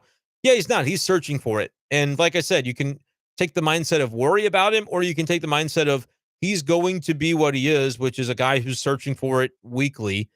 And you'll get some good outings. You'll get some that are bad, and he'll be constantly pitching around trouble until he's able to work out the command issues. I mean, again, you're well into the season at this point, and you've continued to see it from Jack Flaherty. So I don't think it's an anomaly. It's just kind of what he is right now until he's able to find it. Jason is praising a stress-free ninth from Gallegos, which was important. And then we've got some thoughts about Arenado. Max is asking for my thoughts. He says he looks lost. And STL is winning in spite of Nolan Arenado. According to Trevor, the dude needs to get it going. He does. And yes, they are sort of winning in spite of him. I had somebody on Twitter ask me tonight if I saw his reaction in the dugout after the DeYoung home run, and I did not, admittedly. But that tells me he said he didn't look too happy. And I guess I can get it from Arenado because he's the kind of guy that wants to be the heartbeat. And you say, well, it's not a good teammate if he's not going to hype up his guy when the Cardinals take the lead. Again, also with the camera angles and stuff, I wouldn't read too much into that. But I could see Arenado just being a little frustrated and rightfully so with the way he's performing. But you'd like to see him celebrating it when the team is going ahead there. So I get that part too. Elijah says 1 for 7 for DeYoung, but opposite field has been regular for him. And he's not striking out, which is a key. Limit those strikeouts for Paul DeJong. Things could be on the right path. Caleb just says, Pauly. Caleb excited about the DeYoung development for sure. Could Arenado be off because of the pitch clock? He was slow to get to the plate in previous years. Soto's struggles may be the same. I don't think so because he was fine to begin the year. He had like a 900 OPS after a week or two. So I can't really figure that out personally. Mike says, how long until the Cardinals move Edman, O'Neill, Burleson, Yepez to the White Sox or Guardians for pitching? All right. Some of those guys might have trade value. Edman certainly would. But I don't think teams that have great pitching and that are thinking we got to trade that pitching to rebuild are going to trade it for only offensive players. And O'Neill has virtually no trade value right now the way he's playing. Burleson, I don't think has a ton. Yepes, I don't think has a ton. So you're talking about Edman and some filler in that deal. That's tough. I don't think that move gets made, Mike, but I understand the question. Add some pitching prospects to Edman and Burleson or Yepes, and you might have something there. But I would say to your question, how long? Well, probably not till June or July. Don't see the Cardinals making big moves before, and I would say I would isolate that to July, honestly, historically. Kurt Arenado is one of two guys on the team, not to question. He will produce. I think that's fair, but also, I mean, it's been a while. If we're going to say it's not early about some other guys, it's hard to say about Arenado that it is early still, and he'll be fine. But based on the track record, that's still where I am. Hopefully, he comes around again. He was 1 for 4 tonight. I guess I could go and look and see if there has been any signs of him kind of coming around. But when you're still hitting 232 on the season and your OPS is 605, again, he's got a lower OPS than Andrew Kisner. So lower than Tyler O'Neill, who's really struggled. You don't like seeing that. He is in one of the most important spots in the lineup as well. Over the past 7 games, he's slugging 345, OBP of 281. So really not a lot of a raise there. He's OPSing 626 over the past week of games. So not a huge turnaround as of yet by Nolan Arenado. Yes, I believe that should be of concern to people because as the Cardinals go, that's what you're seeing. Nolan Arenado. They will not go any further than Nolan Arenado takes the Cardinals. Is kind of the way I look at it. And they could win 80 games without him. They could win 80 games with him being a black hole in the lineup. But they're probably not going to win 90, probably not going to make the playoffs. They're probably, even if they get to the playoffs somehow, not going to be able to perform when they get there. They need Arenado back. And right now he's kind of a defensive replacement the way he looks. I mean, 600 OPS is abysmal. You got to move him down. That's my opinion. But I've been saying that for a while and they haven't done it. So is what it is. Okie dokie. Trevor says he's been rough for over a month and that it's not great. Jeremy says the Cardinals have 3 problems with pitching. It's Jordan Hicks, Gio Gallegos, and Jack Flaherty. I think that is a very limited view of what's going on. Jordan Hicks was fan-freaking-tastic last night. Almost said a different F word. He was great last night, and the Cardinals do not win without Jordan Hicks doing what he did last night, number 1. Number 2, Gallegos pitched a clean 9th inning and has a 2.65 ERA this season, or 2.63 ERA on the year, Jeremy. Jack Flaherty is struggling. But 2 of the 3 names that you said are not problems for the Cardinals. Jordan Hicks could be one, but you picked a really weird time to bring it up because he was literally probably 25% of the entire reason they won the game yesterday with what he was able to do. So I don't agree with you there. Redbird says, I stand correct about Paul. He has a good approach. Maybe he still has something left in him to show us. That's the hope, that he actually fixed the approach in the offseason and that this time it is sustainable rather than sort of a flash in the pan. Corey agrees that it will get better for Nolan, but right now it's just tough to watch, and I agree with that. Absolutely. 1 bad month with over 10 years in the big leagues. Kurt wants Trevor to calm down a little bit. And Trevor, God love him, he gets a little bit too animated with some of these comments. You know it's true, Trevor. You know it's true. But he does say, I'm not concerned long-term. I said it hasn't been great. He also needs to get going for STL to sustain success, and I believe that is true as well. And so everybody's kind of feeling like Nolan probably comes around, but Kurt remains concerned with the pitching. And that's the thing, too. The pitching is a concern, but how much of it are they going to pin on Wilson Contreras? I did have a snarky tweet tonight where Jack Flaherty gave up the home run, and I said, what is Wilson Contreras doing calling that pitch? Terrible. Ridiculous. Obviously, he wasn't behind the plate, and obviously, it's not his fault. You can't blame everything on that's happening with the pitchers on Contreras. Those guys still have to hit their spots, and that is something that I feel like gets lost in this conversation. But it's one of those things where if the pitchers are the ones saying that, hey, the Contreras thing's not working out, and the Cardinals believe them, then that's why they make this move. And we'll see what ends up happening with it. Dylan, Newt, and Paul are all locked in, giving good at-bats, and Redbirds is correct about that. And he also says, I don't mind Ollie compared to the previous. He'd rather Mozeliak go. I know Ryan is on board with Mozeliak going. He has been repeating in the chat. Again, I've told you about what that's going to be. He'll name the day that he's done with the Cardinals. He'll decide it. Not going to get fired. And I think Ollie is a good manager. Like, Ollie Marmol last night, I don't really know if I praised him enough on the stream. He was fantastic last night, pulling all the right strings with the bullpen management. And tonight, I thought did a pretty nice job. I would have maybe taken Flaherty out before that fifth inning was over, but that was a moment in time where Ollie goes, we need to give Flaherty this shot. And if he can get out of it, it's really going to help the bullpen, because I don't know that the guy coming in is going to get him out of it either. Like, Palante was who was warming up. And you remember, Palante went down to AAA Memphis after giving up a grand slam that scored inherited runners belonging to Jack Flaherty. And we got the big guy roll, and he was upset. Like, Jack Flaherty might have strangled the manager tonight if he would have done that again to him. And so I think Ollie said, hey, I got to give my guy this opportunity to get out of it. He made a questionable pitch. He missed location, and Suzuki nearly took him deep, but he got away with it. So the rest is history. Jason says Flaherty equals nuke. They're not going to nuke him just yet, but he does need to be better. In Wrigley, usually free base runners become runs, and Flaherty got lucky. He got lucky. Like, again, Suzuki thought it was a homer. Probably should have been, with how badly I thought he missed location. That being said, the walks not turning into runs are primarily a result of being able to get double plays. That's a combo of putting yourself in the right position, trusting your fielders, but also a little bit of luck, because you could easily allow a ground ball that gets through the infield hole, and now you've given up 2 additional runs. So, yeah, he did get lucky. I don't think there's any doubt about that. Corey wonders if anybody else has noticed how far off the plate Goldie has been standing. I don't remember him doing that previously. I'll admit that I haven't really noticed any difference like that, but I think Goldschmidt is still one of the guys that is locked in pretty well.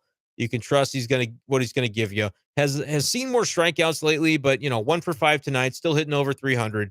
But if anybody chimes into Corey's question there about Goldie standing further off the plate, can see what y'all think of that.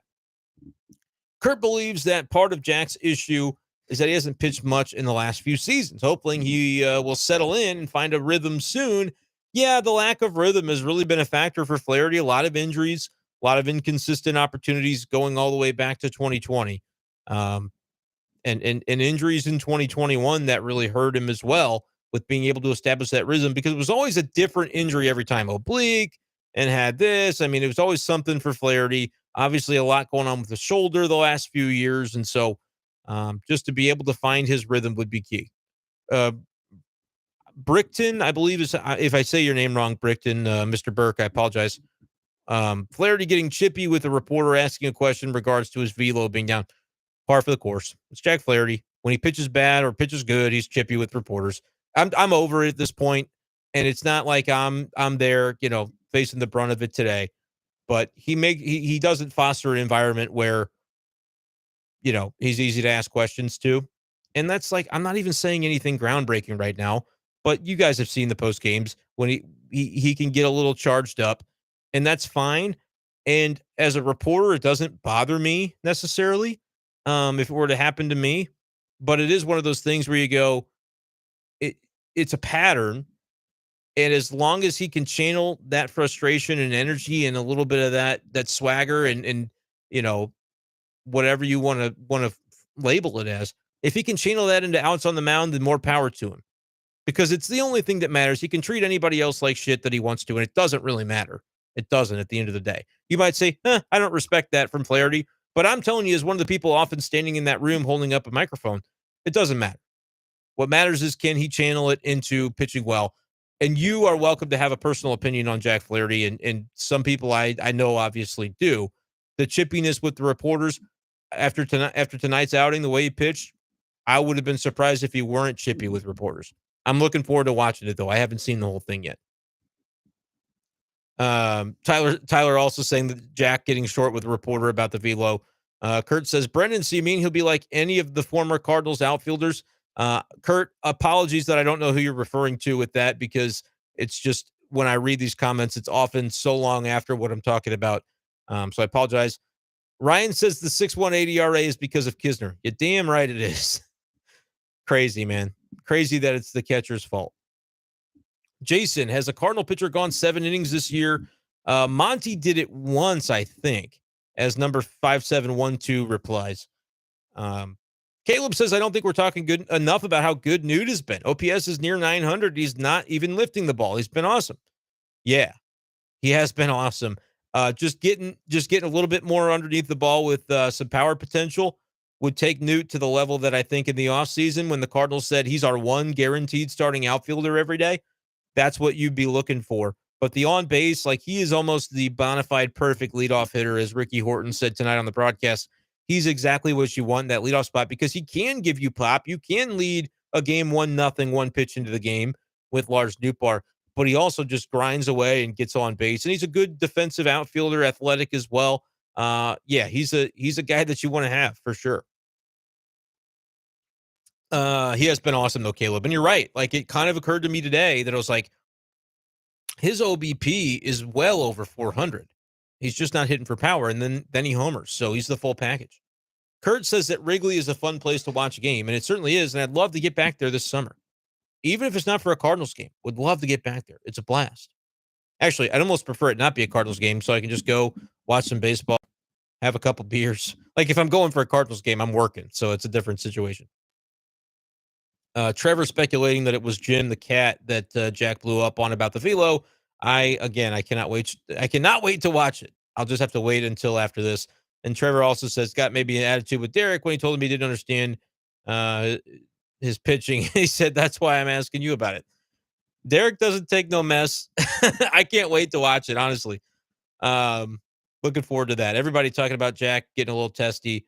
J Rose says Jack needs to can his ego. I hope he listens to 590 tomorrow. They're gonna light that baby tantrum on fire. And 590 was excellent today. Yeah, I am sure that this will be coming up if he was as ornery as kind of everybody is claiming that he was. And again, it doesn't surprise me. The only thing I don't know is if he said, "Oh, he got me backside," that doesn't count. Like that's the attitude that he sometimes takes about those things. I would just say, look, man, 7 hits, 5 walks, well done to be able to get out of some jams, but it isn't all that sustainable. And the ERA kind of shows the way he's pitched this year. It's not a misnomer. It's not bad luck. If anything, with the leading the league in double plays, he's been fortunate to only have a 6 ERA at this point.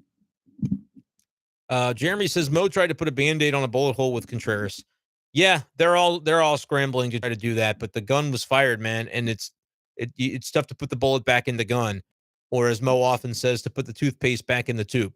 The one thing that's going to be the Cardinals' saving grace in all this is that Wilson Contreras is a great dude, and he's a gamer, and he wants it, and he works hard, and he's trying to get better at what they want him to get better at. He's not like he might be taking it personal. I know he maybe wiped his Instagram or whatever, but in everything he's saying and doing, he's just trying to get better for the team. And Cardinals fans are rallying around that, and rightfully so. Like it doesn't surprise me. Wilson, I've seen say that he, was kind of surprised by all the support he's been getting from fans over the last few days. Keep giving it to him because the dude deserves it.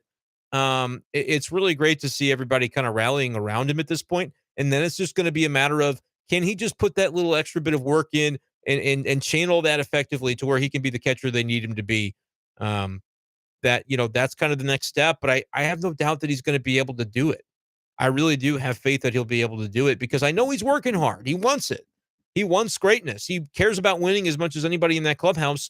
And he's smart enough to figure out that him behind the plate is structurally what needs to happen for this roster to fit right. But he has to get the job done and be able to get where he needs to go with these pitchers. But Jeremy said using him as a scapegoat, and that's exactly what it's been. He hasn't been failing execution in 2 strike counts. That's been the starting pitchers. And I guess the relievers some too, but I've noticed it more with the starters. Skipping over some of the comments that I'm not going to read. You know which ones you are.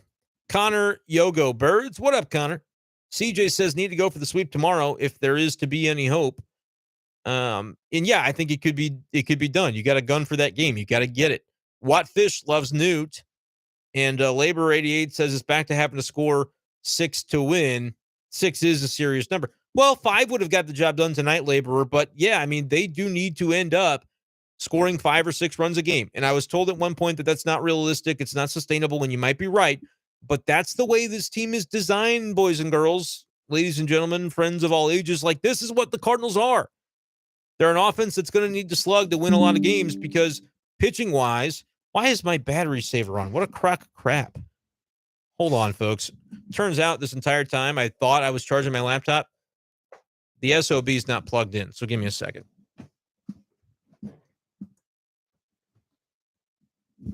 Well, that was nice. Hope y'all enjoyed that look at my basement. I didn't want us to die in the middle of the stream, so now we're plugged in. We're good to go. Where were we?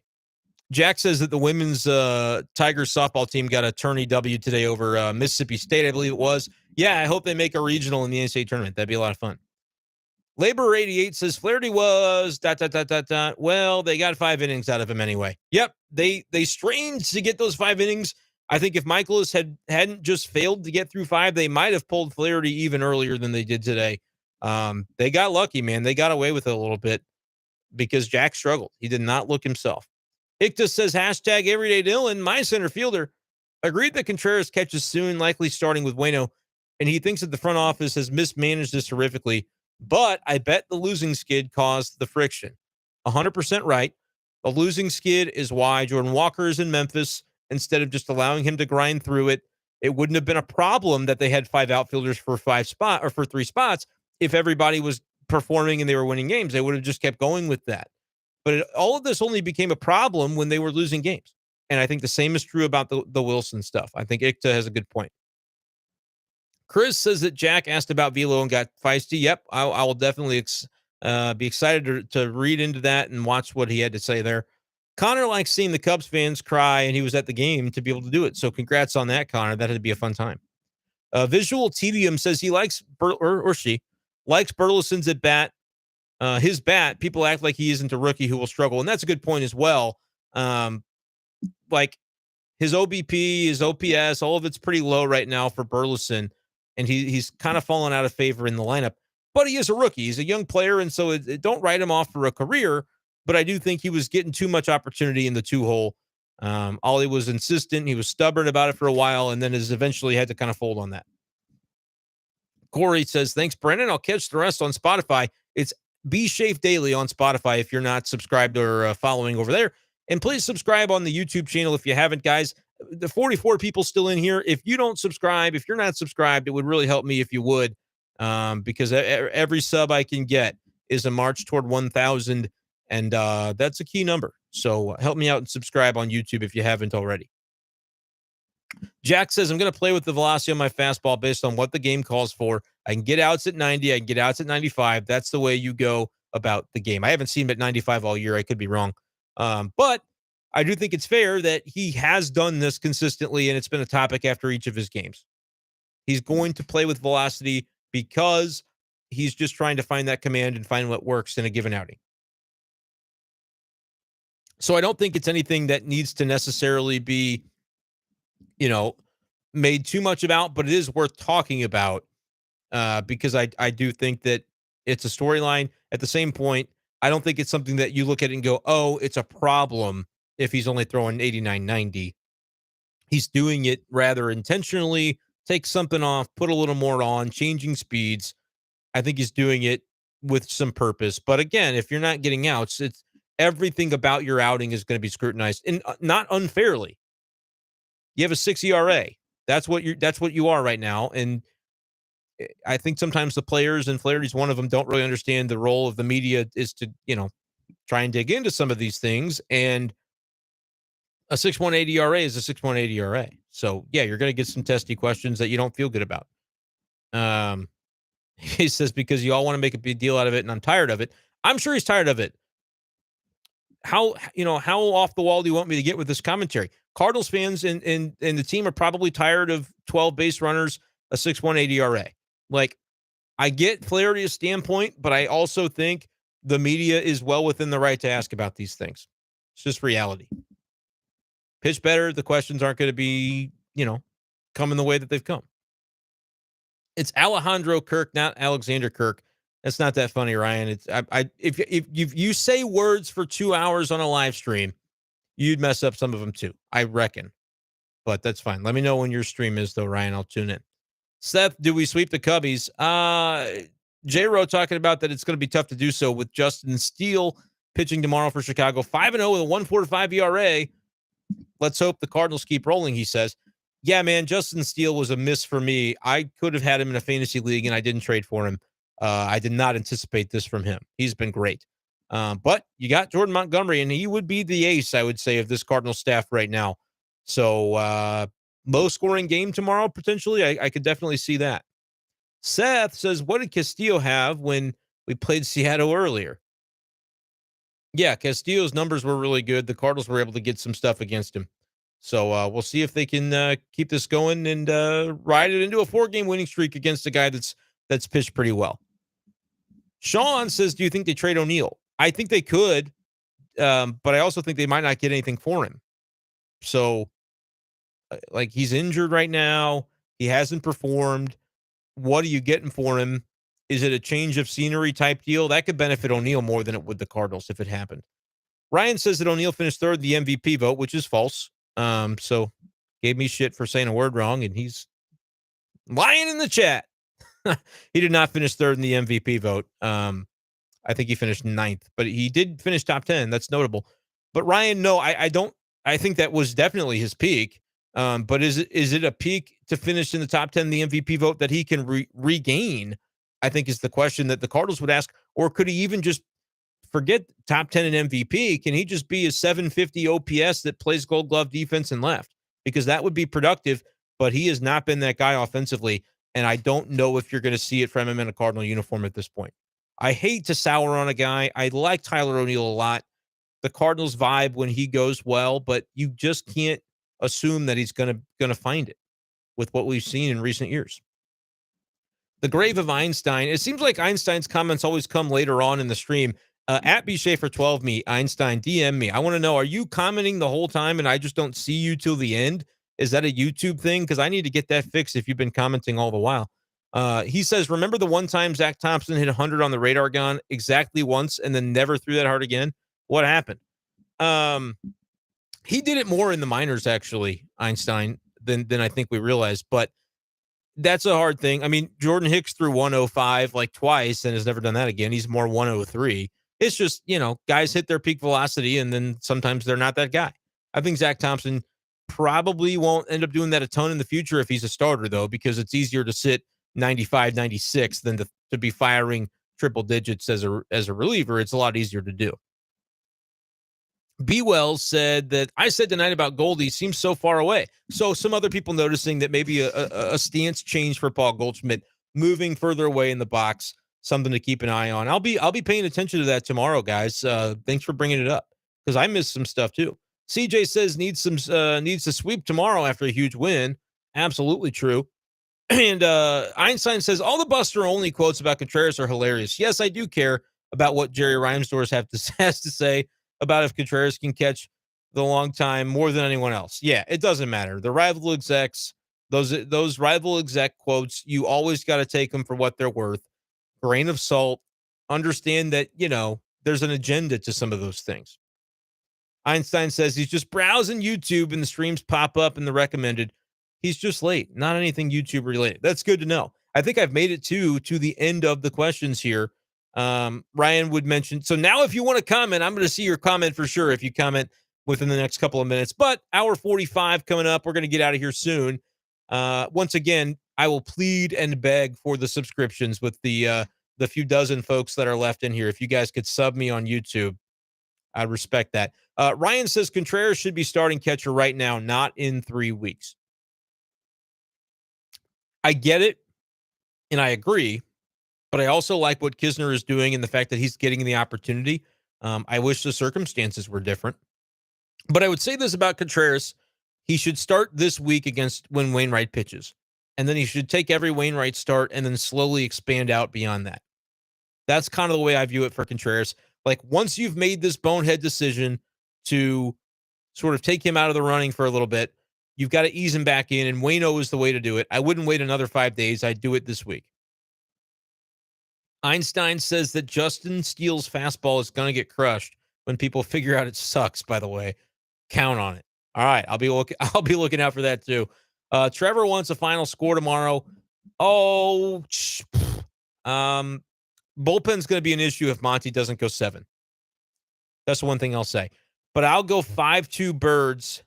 Man, I don't feel confident in that. It's going to be lower scoring than that even. 4-2 Birds. Cardinals can get this win, but I think it's low scoring. I think you get a 7-inning outing from Jordan Montgomery. That's what I think is going to happen. 7 innings, 2 runs. I don't know if Helsley's available. Maybe Gio, rubber band arm, goes back after a clean 9th. You could go Gio, Helsley off the sheet. Helsley's gotten a lot of usage, man. But I'll go 4-2 tomorrow for the Cardinals. They get a couple off Steele. Maybe they get 3 off Steele, 1 off the bullpen, something like that. Rob says, great show as always, brother. We need a place to vent. Appreciate you for joining, Rob. Means a lot. And Stratton is always available, except for not tomorrow because he pitched a ton today. Einstein says he's good, but not good enough to make up for the terrible four-seamer and the shape that's on it. Yeah, I mean, that's something that, they've got TrackMan. They've got all that data. Steele probably would want to work on some of that if that's something that's going on there. And Ryan already subbed. If you haven't subbed, sub for me. Appreciate you guys, as always, for watching and listening to Be Safe Daily Live. Be Safe Daily will be, I'm going to go right to Spotify after this, load it up, so you'll have it there in the morning to listen to anything you may have missed. It's also going to be on YouTube, and I'll repackage some of the good little video nuggets if I can think of any from this episode, and I'll put it out there on some videos. So thank you guys so much for joining. We'll talk to you next time on Be Safe Daily Live. Peace.